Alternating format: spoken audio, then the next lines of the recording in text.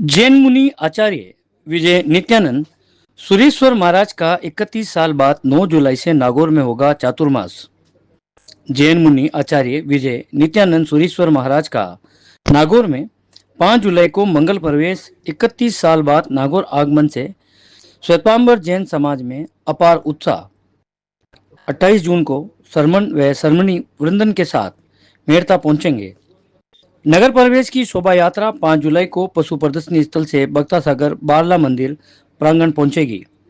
जैन श्वेतांबर तपागत श्री संघ समाज और समिति की तैयारियां जोरों पर। इन सभी कार्यक्रमों की जानकारी के लिए नागौर में आयोजित हुई श्वेतांबर जैन समाज की प्रेस वार्ता। आज का विषय वर्षावास 2025 का भव्य चातुर्मास। गच्छाधिपति भगवान शासन प्रभाव शांतिदूत आचार्य श्रीमद विजय नित्यानंद सुरेश्वर जी महाराज साहब का आज से लगभग 31 वर्ष पूर्व आचार्य पदवी प्राप्त होने के बाद आचार्य के रूप में प्रथम चातुर्मास नगीना नगरी नागौर में हुआ था। आज 31 वर्ष बाद एक बार फिर नगीना नगरी नागौर को यह सौभाग्य प्राप्त हुआ है कि गच्छाधिपति भगवान का चातुर्मास नागौर नगरी में होने जा रहा है। नागौर श्री संघ की एक ये विशेषता है कि इतने बड़े श्री संघ के प्राय सभी बड़े पदों पर युवा ही कार्यशील है।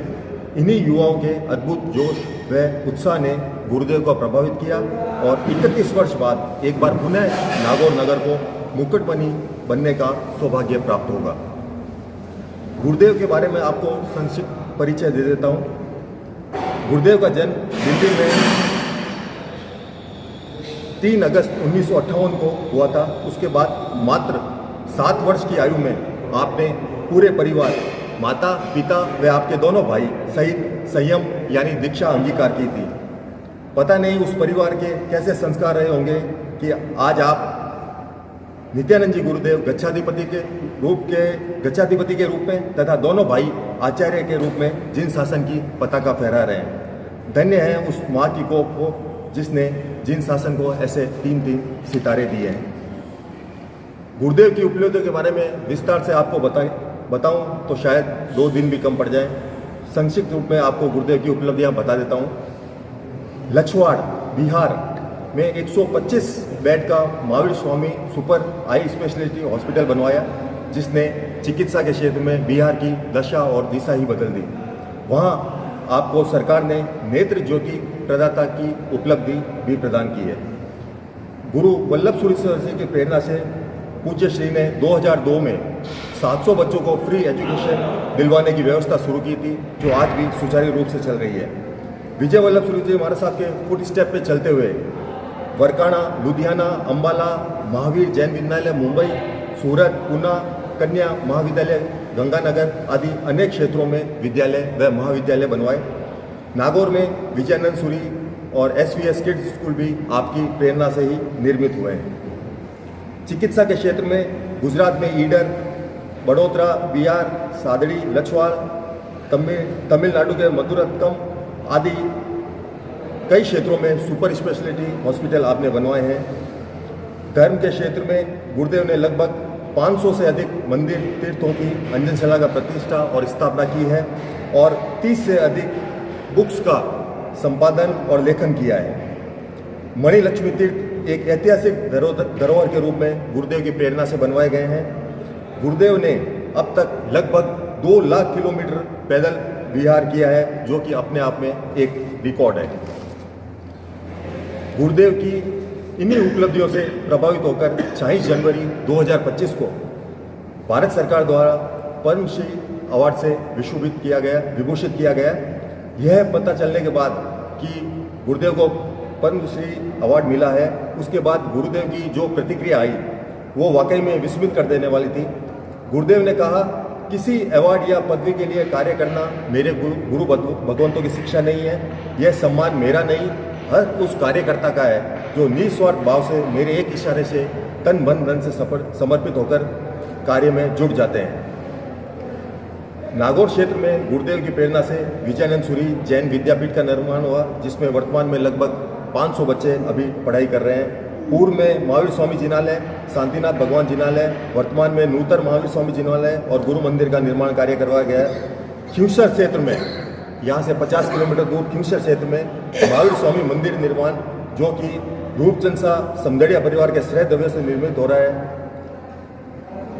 वो भी गुरुदेव की निष्ठा में बन रहा है। चातुर्मास का मुख्य प्रवचन स्थल ये जो अभी आप यहाँ ये प्रेस कॉन्फ्रेंस हो रही है, अमरचंद माणकचंद बेताला जैन भवन, इसका भव्य रिनोवेशन जो कि श्री गौतम चंद सा बेताला मुंबई परिवार की तरफ से करवाया जा रहा है, ये गुरुदेव का प्रमुख प्रवचन स्थल रहेगा।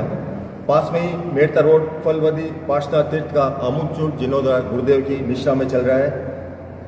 यहाँ बोरावाड़ी जो साध्वी भगवान का उपाश्रय है वो भी गुरुदेव की निष्ठा में बना हुआ है।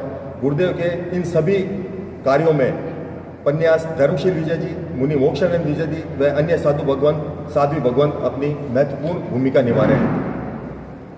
आगामी 5 जुलाई को गुरुदेव का भव्याति भव्य नगर प्रवेश होगा, जिसमें मुख्य आकर्षण के रूप में हेलीकॉप्टर द्वारा पुष्प वर्षा, 3 हाथी, 21 घोड़े, 21 ऊंट, 4 विंटेज कार्स, बगियां, झांकियां और विभिन्न राज्यों की मंडलियां, 7 नागौर के बैंड, बाहर के बैंड, ढोल आदि शामिल है।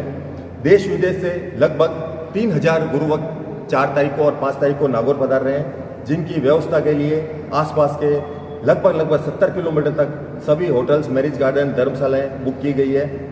चातुर्मास की तैयारी के लिए हमारे अध्यक्ष साहब के नेतृत्व में लगभग 100 जनों की टीम पिछले 6 महीने से जी जान से जुटी हुई है। प्रवेश पशु प्रदर्शनी स्थल, जिसे हम रावण का चबूतरा भी कहते हैं, वहाँ से प्रारंभ होकर शहर के विभिन्न मार्गों से होता हुआ महावीर स्वामी जैन मंदिर भगत सागर में संपन्न होगा, जहाँ अति भव्य 1 किलोमीटर तक की रंगोली तथा महलनुमा प्रवचन डोम तथा भोजन मंडप का निर्माण किया गया है। आगामी 9 जुलाई से चातुर्मास प्रारंभ होगा।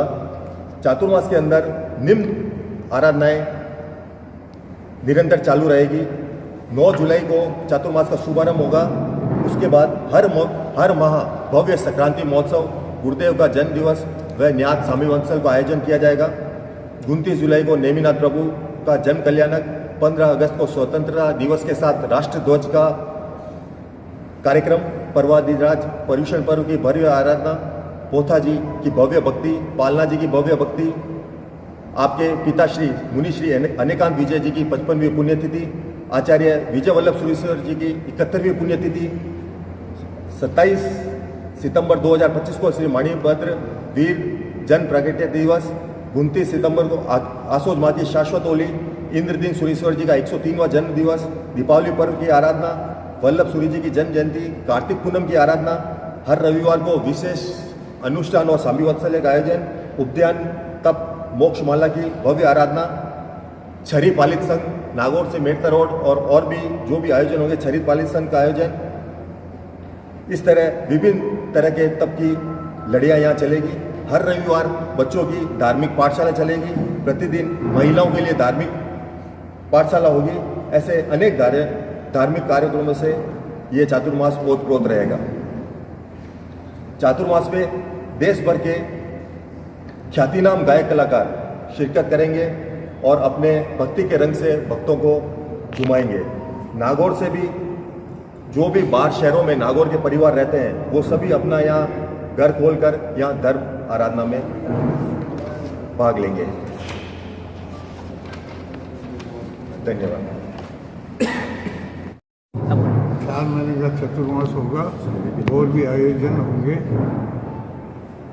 और आगे भी उद्यान तब भी होंगे।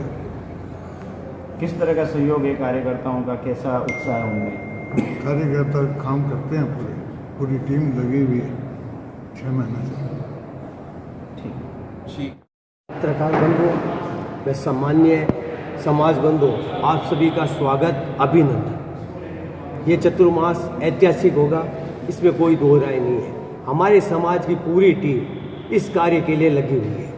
सभी व्यक्तियों को अलग अलग कार्य सौंप दिए गए हैं, वो अपने अपने कार्य में निपुण हैं और इसके लिए अपना अपना सहयोग प्रदान कर रहे हैं। पूज्य गुरुदेव का चतुर्मास नागौर क्यों हुआ, इसका विशेष कारण है। नगीना नगरी नागौर के लिए गुरुदेव ने के मन में नागौर के प्रति अति प्रेम विश्वास है। गुरुदेव को नागौर से गहरा लगाव है और हमारे बुजुर्गों की हमारे बड़ों व्यक्तियों की पुण्याई से ये चतुर्मास हमें मिला है। ये चतुर्मास ऐतिहासिक होगा। इसका प्रवेश ये कहावत चरितार्थ करेगा, न भूतम न भविष्यत। गुरुदेव का चतुर्मास में विभिन्न प्रकार के आयोजन होंगे। बच्चों को जो धार्मिक शिक्षाएं दी जाएगी, इससे समाज में अच्छाई फैलेगी और बुराइयों का विनाश होगा। गुरुदेव की निष्ठा में हर बच्चा प्रभु भक्ति, प्रभु पूजा, धार्मिक अनुष्ठान में सहयोग करेगा और धर्म के प्रति उसकी रुचि बढ़ेगी। इसी प्रेरणा के साथ ये चतुर्मास संपन्न होगा।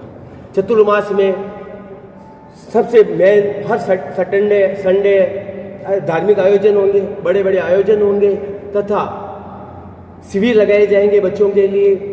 वह बड़े बड़े आयोजन के साथ उद्यान तप होगा, पैदल संघ होगा। इसमें गुरुदेव के साथ लोगों को चलने की भावना होगी, धर्म चर्चाएं होगी। इससे धर्म का विकास होगा और जैन धर्म बहुत आगे बढ़ेगा। धन्यवाद। मैं आपको बता दूं, इसकी घोषणा हम पहले नहीं करना चाहते हैं। गुरुदेव के श्रीमुख से भी इसकी घोषणा कर दी जाएगी। गुरुदेव का विचार यहाँ हॉस्पिटल बनाने का है, अस्पताल के साथ साथ धर्मशाला भी बनाने का है और भी कुछ है। वो सारे गुरुदेव अपने मुख्य मंडल से प्रसाद करें।